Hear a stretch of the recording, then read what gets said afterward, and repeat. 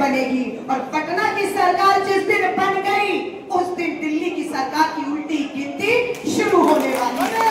यही सरकार नहीं जा रही है, यहाँ सरकार भाजपा और जेडीयू के गठबंधन की गिरते ही इनकी दिल्ली की सरकार भी गिरने वाली है। क्या नारा था आपकी बात 400 पार हुए, 400 पार, अरे बहुमत के लाले पड़ गए। 500 रुपए की हमारी सरकार देकर महंगाई से राहत देने का काम कर रही।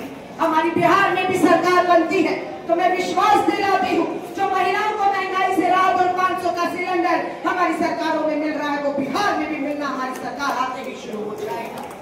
हमारी आज सरकार कर्नाटक में, तेलंगाना में है। हर बहन पूरे कर्नाटक और तेलंगाना में सरकारी परिवहन बसों में फ्री यात्राएं करती है, उन्हें टिकट नहीं लेनी पड़ती है। पर क्या ये बिहार में हो रहा है?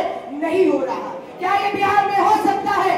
बिल्कुल हो सकता है। कांग्रेस की सरकार करेगी, हम यहाँ पर भी आएंगे तो पूरी बिहार की महिलाओं के लिए यातायात सरकारी मुफ्त करने पर हम भी यहाँ पर कार्रवाई कर सकते। हमारे यहाँ पर कर्नाटक और तेलंगाना में कर्नाटक की सरकार 2000 रुपया हर महीने की पहली तारीख को हमारी बहनों के बैंक खाते में डालकर उन्हें महंगाई और बेरोजगारी से राहत देने का काम कर रही है। हमारी तेलंगाना सरकार 2500 रुपया। क्या ये बिहार में नहीं हो सकता था?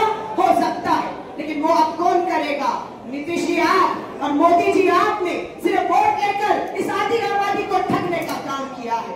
इन्हें कोई आर्थिक ताकत नहीं। महंगाई और बेरोजगारी, इनकी सुरक्षा की बात करूं, 2 दिन पहले 5 साल की बच्ची का जो है बलात्कार होता है, ये यहीं पर हुआ है। मैं आप सबसे कहूंगी इस आधी आबादी को साथ लिए बिना ना कोई आप लड़ाई लड़ सकते हैं, ना कोई लड़ाई आप जीत सकते हैं। अगर आपको ये लड़ाई बिहार की जिस मिशन पे हम निकले हैं अगर आपको लड़नी है और जीतनी है तो इस आधी आबादी को आपको साथ लेना होगा और ये आधी आबादी आपके साथ कंधे से कंधा मिलाकर चलने को तैयार है। मैं यहाँ पर जिक्र जरूर करना चाहूंगी अपनी जीविका दीदियों का, आंगनवाड़ी आशा वर्कर बहनों को जो मानदेय मिलना चाहिए था वो नहीं मिल रहा है। मैं उन सभी जीविका दीदियों को जिनकी संख्या बताई जाती है बिहार में 1,40,00,000 जीविका दीदी है, वो भी अन्याय, शोषण और उनकी जो जीविका है उन्हें जो मिलना है काम के लिए वो नहीं मिल रहा है पैसा। हम विश्वास दिलाते हैं 1,40,00,000 जीविका दीदियों को कि अब इंतजार आपका खत्म हो रहा है। मात्र 6 महीने में कांग्रेस महागठबंधन की सरकार बनेगी और जीविका दीदियों को भी हम पूरा हक अधिकार देकर आगे बढ़ाने का जो है ताकत देने का काम करेंगे।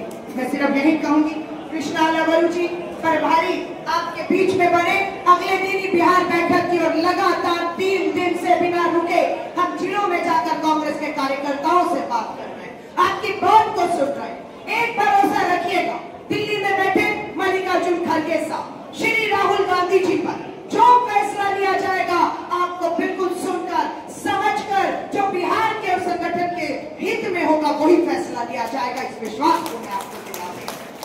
बस आपको वही हमारी शर्तें रहती कि एक मजबूत अनुशासित संगठन ही जंग में जाकर इस लड़ाई को मैदान में जीत सकता है। उसके लिए आपको भी निकलना होगा। मात्र हम लोगों के निकलने से ये जंग नहीं जीती जाएगी। बूथ स्तर पर, ब्लॉक स्तर पर आपको भी झंडा आज और अभी से उठा देना होगा।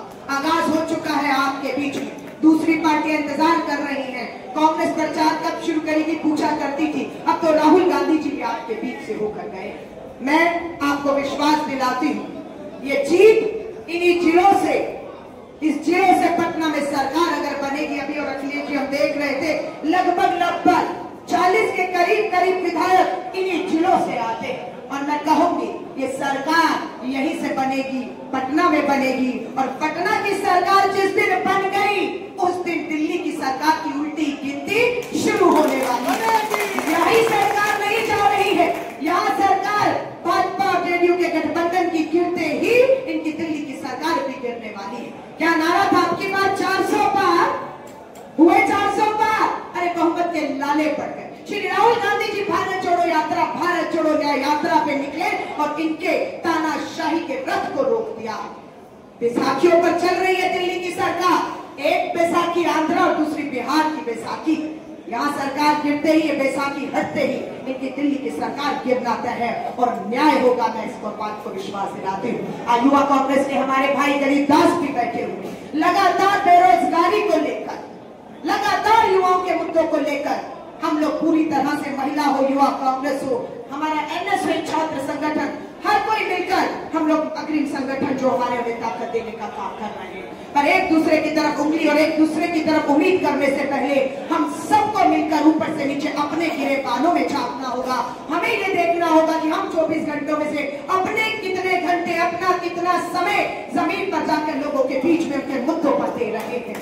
मैं इन शुभकामनाओं के साथ आप सभी का धन्यवाद करती हूँ। जय हिंद, जय भारत।